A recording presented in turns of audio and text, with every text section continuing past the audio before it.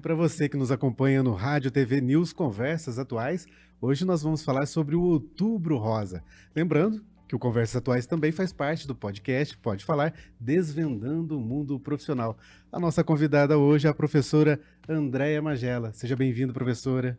Muito obrigada, agradeço o convite de todos vocês por estar aqui falando de um assunto tão importante hoje. Eu sou Everton Marques e conosco o Léo Castro da Rádio Atenas FM. Muito obrigado novamente pelo convite, obrigado Marco, obrigado professora também. É sempre um prazer estar aqui compondo a bancada também e sempre falando de assuntos interessantíssimos, então vamos para mais um Rádio TV News. Com certeza. Marco Antônio Bastos. Everton, professora, prazer recebê-lo. Léo, mais uma vez conosco aqui na bancada. E vamos falar desse assunto interessante, né, para todas as mulheres e para os homens também. A campanha Outubro Rosa vai além do símbolo cor-de-rosa. Trata-se de uma mobilização essencial para salvar vidas. O câncer de mama, uma das principais causas de morte entre mulheres, tem mais chances de cura quando detectados precocemente. No entanto, muitas ainda não realizam exames regulares ou não conhecem os fatores de risco. A conscientização sobre o autoexame, como a mamografia e os hábitos preventivos, é uma arma poderosa contra a doença.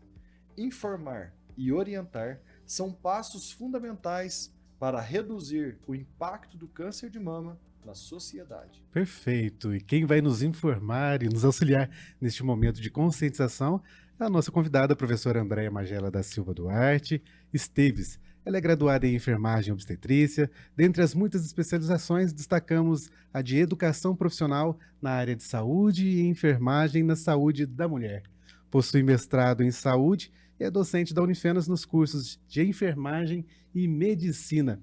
Mas antes da gente iniciar, professora, falando do tema, que me chamou muita curiosidade, essa formação, sua graduação em enfermagem e obstetrícia, é isso mesmo? É isso mesmo. Eu já me formei fazem alguns anos, né? E quando eu me formei, o título era dessa forma, né? Enfermagem e obstetrícia. Me formei na antiga EFOA, aqui na cidade de Alfenas, e aí o título vinha com essa especificação. Não era uma especialização, mas a maioria dos cursos nessa época tinham essa abordagem, né, voltada à questão da assistência ao parto, né, que é a obstetrícia. Então, por isso, essa titulação da minha formação. Muito legal. Eu estava conversando um pouco antes da gente iniciar esse podcast com a professora. Ela estava me contando que só na Unifenas ela já tem 22 anos atuando profissionalmente. Não é isso, professora? Isso. E durante esse tempo que ela atua na Unifenas, ela sempre esteve envolvida com muitos projetos de extensão. E dentre esses projetos de extensão está envolvida a questão do Outubro Rosa, onde a Unifenas sempre vai para a comunidade para orientar as pessoas. Não é isso, professora? Isso. A extensão faz parte da enfermagem, né? Não só da graduação, da faculdade em si, que é um dos pilares, né, da formação do aluno, mas a parte da extensão na enfermagem é muito importante. A gente faz orientação, eu falo com os alunos o tempo todo. E como eu sou a professora da disciplina da saúde da mulher, né, que hoje tem o nome de ginecologia, né, na área da enfermagem, por exemplo, e também de saúde materna e infantil para a medicina, então essa abordagem, né, do Outubro Rosa, né, dessa prevenção ao câncer de mama, já é algo que faz parte da gente. Então, a gente já trabalha todos os anos, já é tradição do curso, né? Todos os anos a gente realiza um evento nesse período. Suponhamos que alguém não saiba o que é o Outubro Rosa. O que seria, professora? Então, o Outubro Rosa, ele é um movimento, a gente pode dizer, né, um movimento assim, internacional. Ele foi criado na década de 1990. Na verdade, a história é bonita, né, porque ela foi criada devido por volta na década de 1970, uma americana teve câncer, numa época onde não se tinha tratamento, não se conhecia sobre prevenção, nada sobre, né? Então era meio que uma sentença de morte, vai morrer. Hoje a gente ainda tem pessoas que têm esse preconceito, né? Falar, eu tô com aquela doença ruim na mama e não falo o que é, né? O câncer. Tem tal. medo de falar, Tem vai atrair, medo. né? Isso, tem medo de falar. Isso é ruim, porque a gente precisa falar, desmistificar e trabalhar com as pessoas para elas saberem que quando a gente identifica isso numa fase inicial, tem um potencial muito alto de cura. Então, assim, quando a gente vê a história, né, de como que surgiu o movimento, ela acabou não conseguindo, né, o tratamento para a doença, porque não existia mesmo, e ela acabou falecendo na década de 1980. E a irmã dela criou uma fundação, né, para cuidar para tentar conseguir fundos, né, para terem estudos sobre o assunto, para poder focar no tratamento, na prevenção e no diagnóstico da doença. E aí, em 1992, né, teve uma corrida pela cura, né, que foi dado o nome dessa corrida em Nova York. E todas as pessoas que conseguiram concluir, o evento era justamente para arrecadar dinheiro, né, para o tratamento, para o diagnóstico. No final, as pessoas que concluíram a corrida ganharam um lacinho rosa, porque era a cor preferida dela. Então, foi assim, um ato de amor da irmã, né, com ela. Eu acredito que em 2002, 2003, tinha uma campanha, aquela O Alvo, Eu Tenho Peito. Isso, Foi isso, quando chamou foi. atenção, porque homens e mulheres participavam dessa campanha. Eu tenho peito, eu tenho peito. Eu lembro, né? Passava em todas as emissoras, verdade, todos os canais. sim, muito tinha interessante. a marca, né, da camiseta, Sim, com o como símbolo, se né? fosse Um alvo mesmo, né?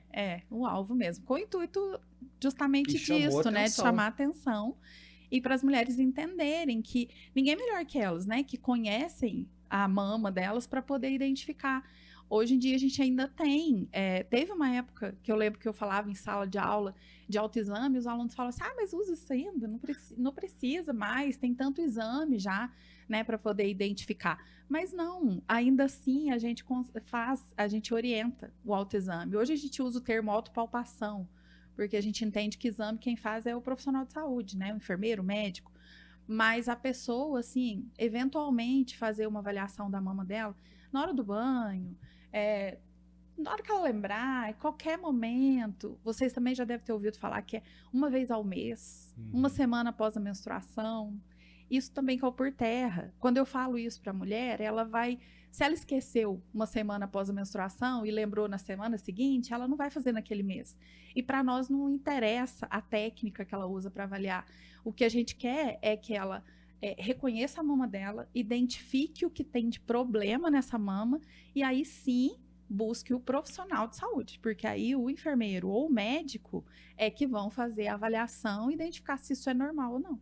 Por esse período já que vocês trabalham essa questão da conscientização em Alfenas, a senhora observa que as mulheres em Alfenas, principalmente, já estão mais conscientes? Normalmente sim, a gente está aqui numa área bem privilegiada também, né, Everton? Porque nós temos 2 faculdades na cidade, então acaba que isso faz com que seja, né, essa mais conscientização, difundido, né? sim, é mais difundido.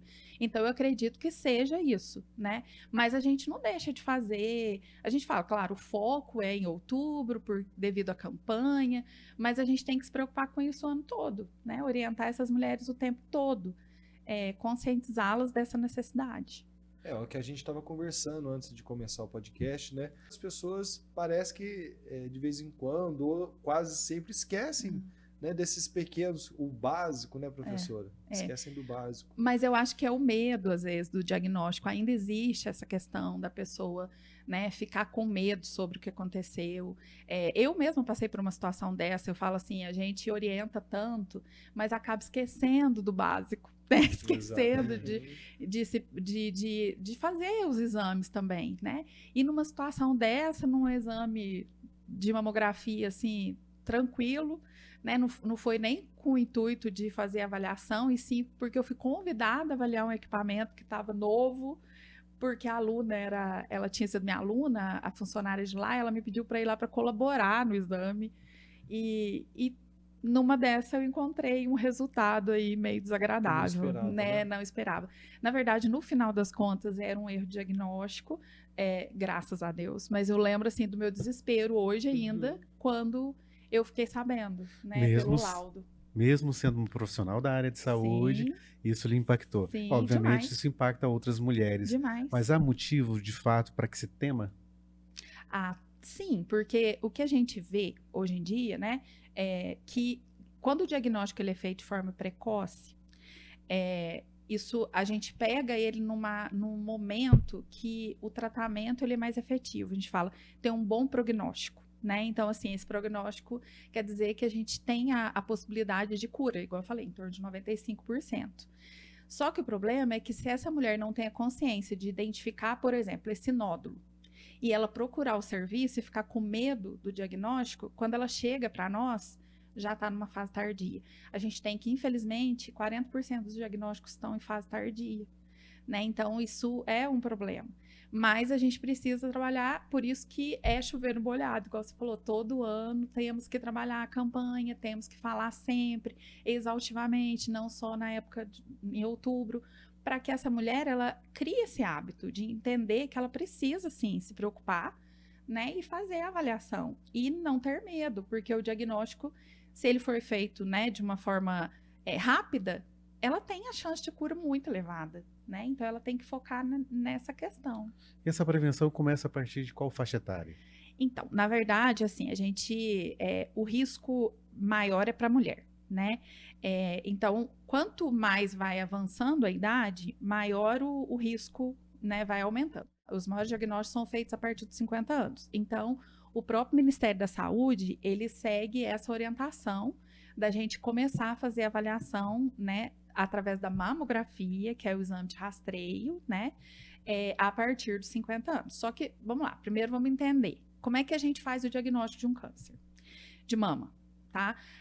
Primeiro, essa mulher, ela é orientada pelas campanhas, sempre que possível, a aprender como é que é a mama dela. Então, eu vou ensinar para ela fazer a avaliação da mama.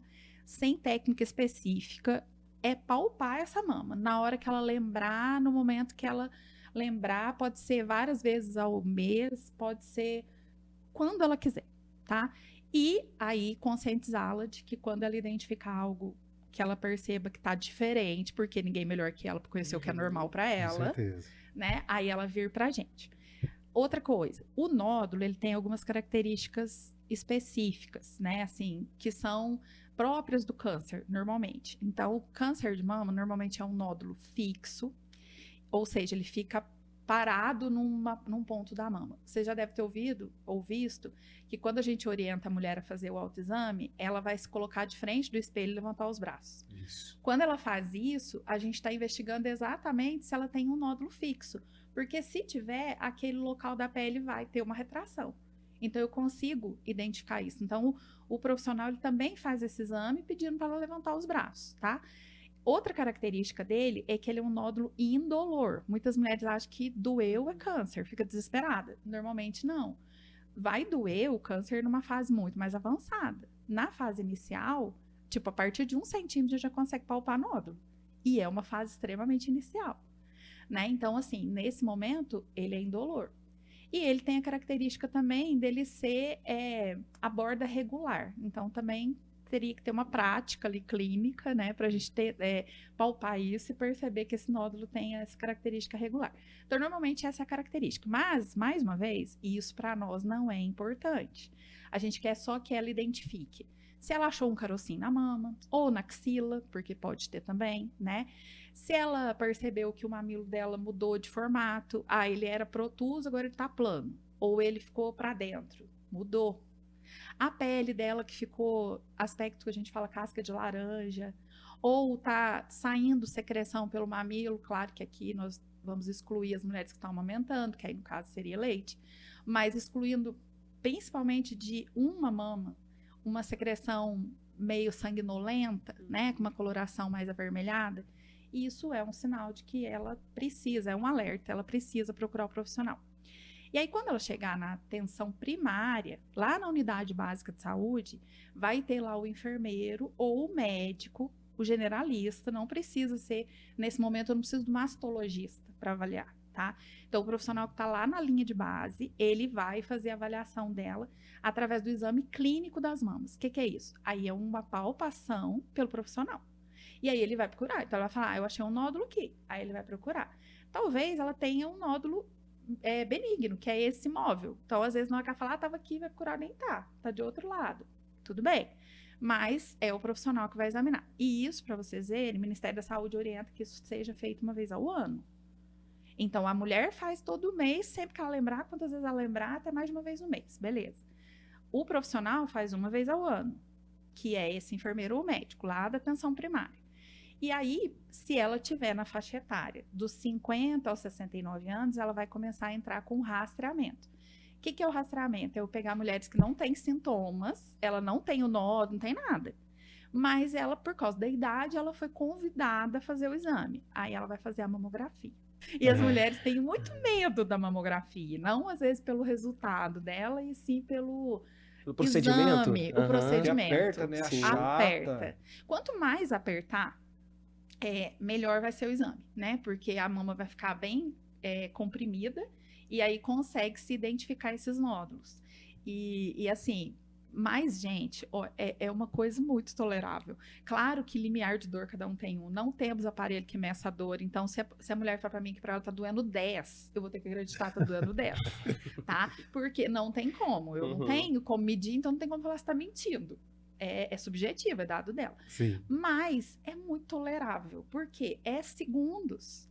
Comprime a mama, não é de uma vez que comprime, eles vão apertando o aparelho, ele vai fazendo a compressão dessa mama, até o máximo que a gente tolere ou a necessidade para o exame. E aí, ao final, ela vai lá e dispara. Acho que todo mundo que já fez um raio-x na vida, dispara e libera. Então, são segundos que pode salvar a vida. O diagnóstico, então, ele é feito normalmente, né?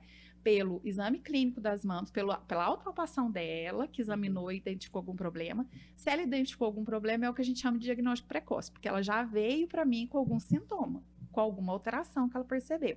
Aí ela entra na categoria de diagnóstico precoce. Mas se não é esse caso, se eu pego, por exemplo, na campanha do Outubro Rosa, a gente pega mulheres que a gente acredita que estejam saudáveis, né? Que não tem nada. Mas elas foram conscientizadas que elas devem ir lá fazer o exame. Então elas vão fazer o exame e aí a gente vai encontrar, provavelmente, esses nódulos numa fase bem inicial. Como a senhora disse, o fator de risco é essa idade. Mas as mulheres mais jovens, elas também devem ou não é necessário fazer o autoexame? Então, precisa. Precisa. Porque através disso a gente consegue identificar, por Mesmo mais exemplo, aquelas jovens. que têm histórico familiar. Ah, Né? sim. Quando a mulher tem histórico familiar, a gente normalmente começa o rastreamento, que entende-se, então, por rastreamento, o uso da mamografia, né? Então, o exame de mamografia, ele começa aos 35. 35.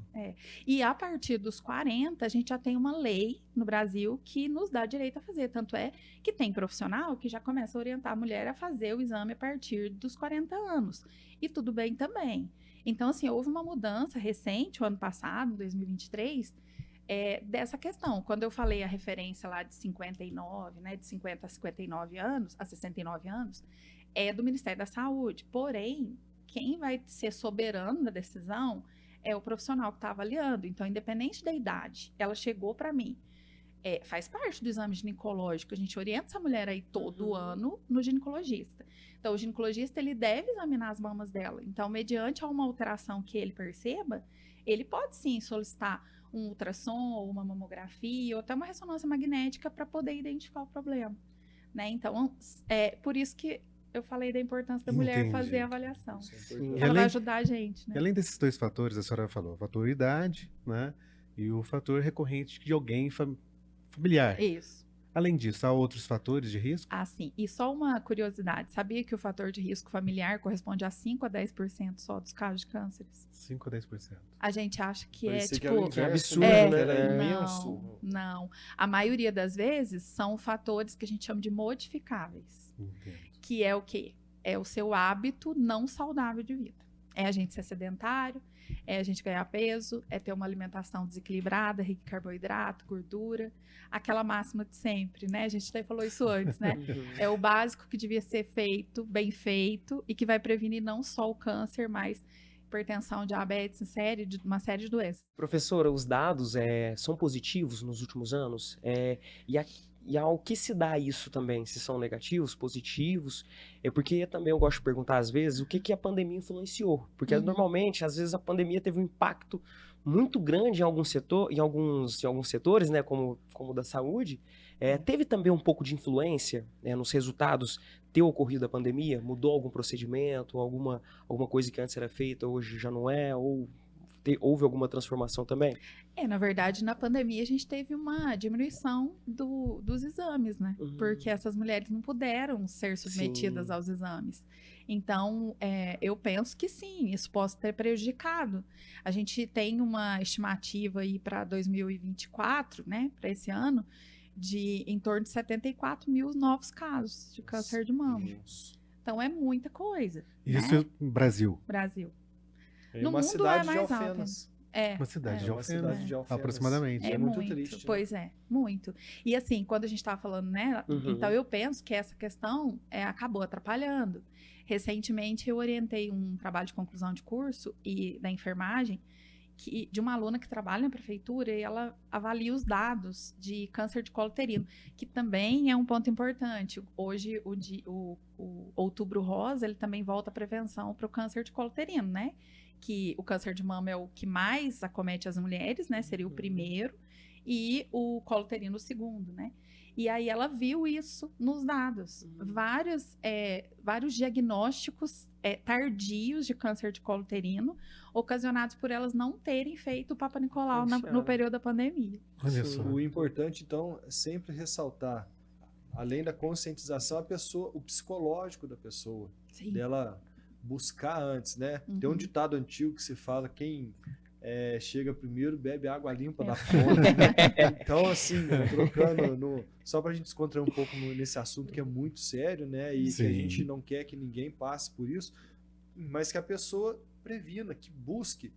Ela sentiu alguma coisa diferente, é igual a senhora falou, a mulher conhece o corpo dela. Com certeza. Sentiu alguma coisa diferente, vai buscar, vai investigar, Isso. vai atrás. Não pode ter medo. Acontecer. Não tenha medo.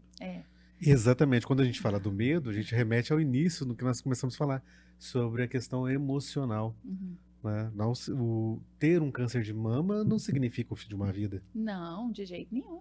E mesmo que né, considerando ali que em alguns casos, infelizmente, ainda a gente tem muito diagnóstico já no momento tardio, essa mulher ela vai ser acolhida pelo profissional, né? Mais uma vez eu volto a dizer, assim, a experiência que a gente tem em Alfenas é muito boa, né? Porque a gente tem uma assistência voltada à oncologia de extrema qualidade. Então, a gente percebe que esse acolhimento existe.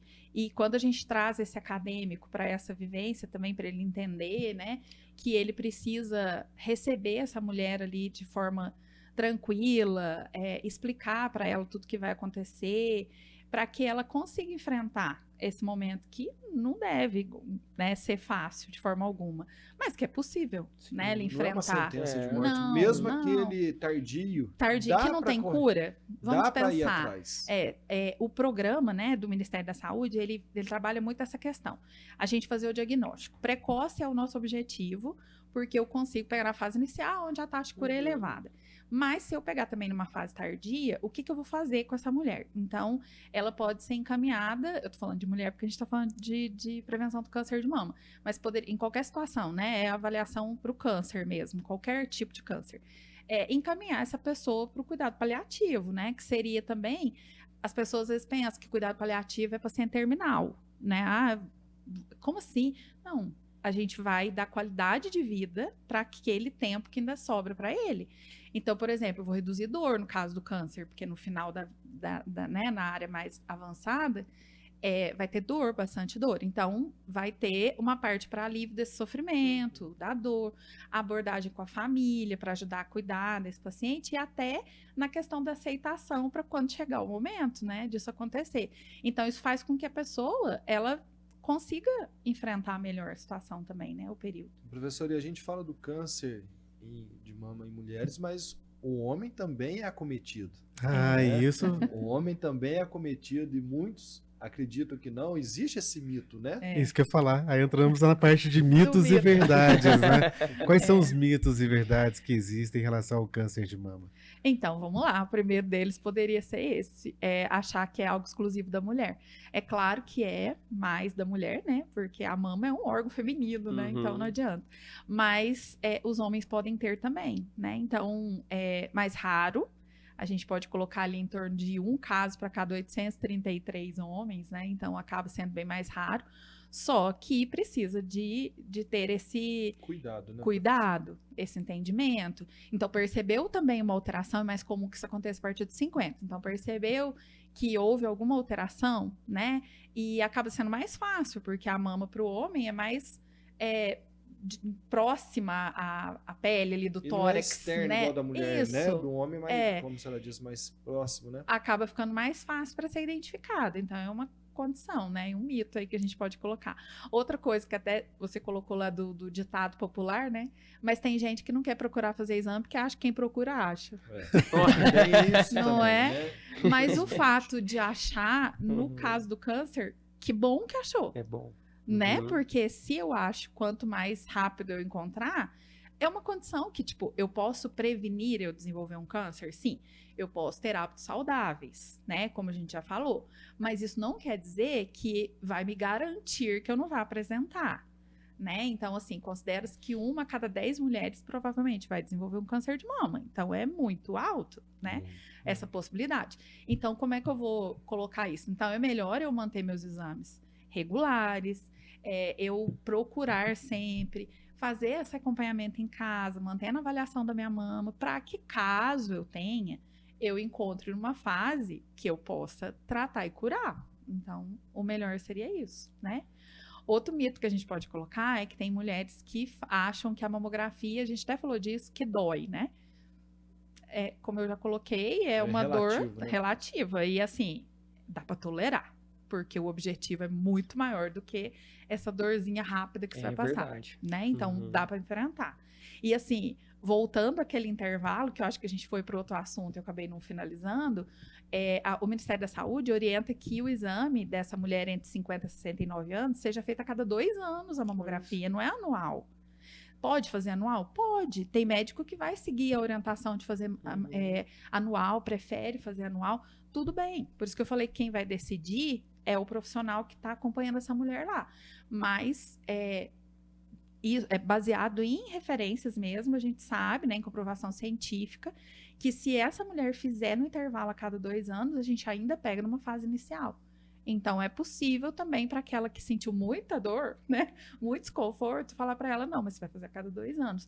E intercalado a isso, todo ano, ela vai fazer o exame clínico das mamas, que é feito com o profissional. Entendo. E quais são os outros avanços? Houve avanços desde que se iniciou essa campanha em relação ao diagnóstico, até mesmo ao tratamento? Sim, com relação ao diagnóstico mesmo, há um tempo atrás não se poderia imaginar a possibilidade de um profissional que não fosse médico fazer essa avaliação, né? E hoje a gente tem tanto o médico não especialista na área de mastologia, nem de ginecologia, né? É o que eu falo, se tem esse profissional, beleza, passe com ele é especialista nessa área, mas não sendo, não tem necessidade, porque o protocolo, ele mostra todo o caminho. Pra vocês terem uma ideia, na medicina eu dou aula no 3º período do curso e os alunos já aprendem a fazer esse exame. É 3º período, eles já vão para campo de estágio, eles já estão aptos a avaliar essas mulheres. Curso né? de medicina. De medicina. Na enfermagem, é no 4º período. Tá próximo. Então, Tá muito tá próximo. Então, eles estão ali, né? No comecinho do curso, já tendo já aprendem em laboratório, a gente tem as mamas, né? De manequins, para os alunos aprenderem a tocar e a palpar, e depois eles fazem isso em campo de estágio. Então, todo profissional de saúde, enfermeiro ou médico, ele sai apto a realizar esse exame clínico, para identificar o nódulo. Agora, dentro do protocolo, que é algo também que melhorou bastante, eu não tenho a necessidade do médico fazer a solicitação da mamografia. Se eu identifiquei uma alteração no exame, ou se ela está dentro da idade do rastreamento, eu já posso solicitar para ela, né? O enfermeiro, por exemplo, ele tem essa autoridade de solicitar o exame. E ele sabe fazer a leitura do resultado. Eu também ensino os meus alunos a fazerem a avaliação do resultado. E aí, agora, se é ou não câncer, não é o exame de imagem que vai te dar o diagnóstico. Claro, vai se eu tiver uma classificação, uma classificação que a gente chama de BIRADS, vocês já ouviram, né? Que é uma classificação que a gente tem até número 6. A classificação 6, se eu venho com laudo BIRADS 6, já classifica um câncer confirmado invasivo pelo aspecto da lesão. Mas antes disso, vai depender de uma biópsia. E aí quem faz a biópsia é o médico.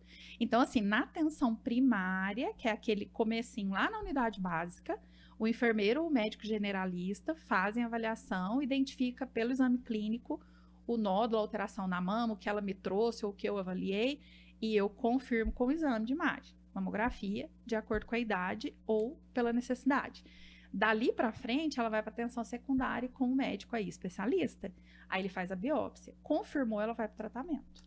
E eu queria só completar uma coisa que na hora dos fatores de risco a gente acabou não comentando, agora eu lembrei, que é o fato da questão endócrina mesmo, né? O estrogênio, ele aumenta o risco. Então, por isso que acaba sendo mais comum nas mulheres, né? Então, assim, mulheres que também menstruaram muito cedo, elas aumentam o risco. Mulheres que fizeram menopausa mais tardiamente, a partir de 55 anos, elas aumentam o risco. Mulheres que não têm filhos, porque elas vão ficar mais sob a ação desse estrogênio ao longo da vida dela, né? A gente produz estrogênio todo mês, né? Então, o uso dos anticoncepcionais ou das reposições hormonais. Então, é por isso que a gente sempre fala, não que seja vilão.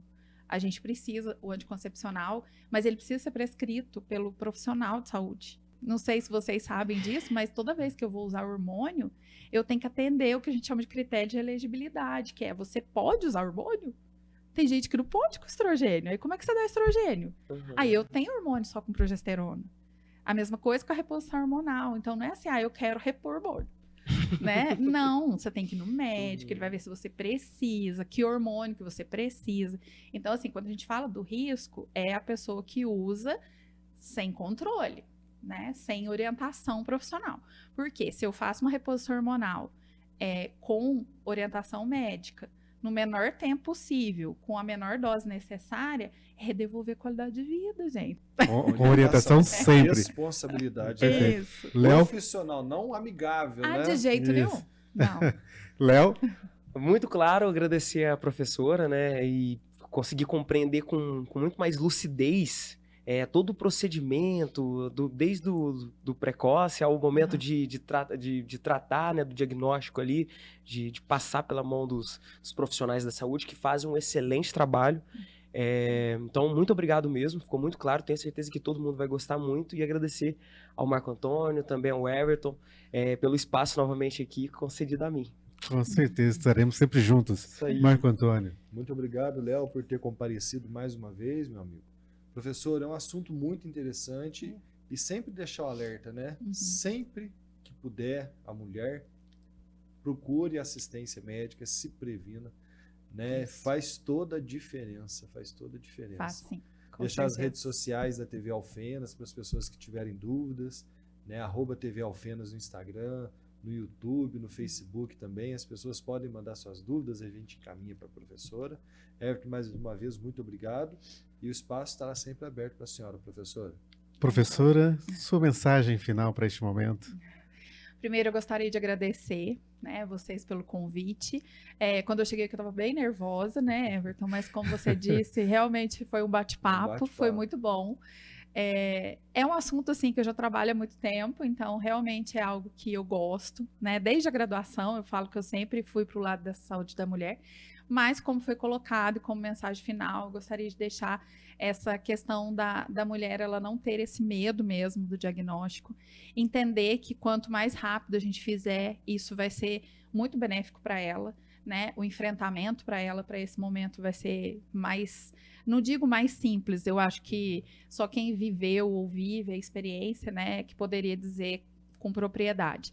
Mas entender, assim, que nós, enquanto profissionais de saúde, né, enfermeiros, médicos, estaremos lá para acolhê-las, né, para poder apoiá-las nessa fase, para que elas consigam enfrentar essa fase da melhor maneira possível.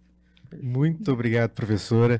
E certamente nós, tanto da Rádio Atenas FM, TV Alfenas e Unifenas, estaremos sempre dispostos e abertos para trazer essas informações para a comunidade com o apoio de especialistas como a senhora. Muito obrigado e até um próximo Rádio TV News. Isso, obrigada.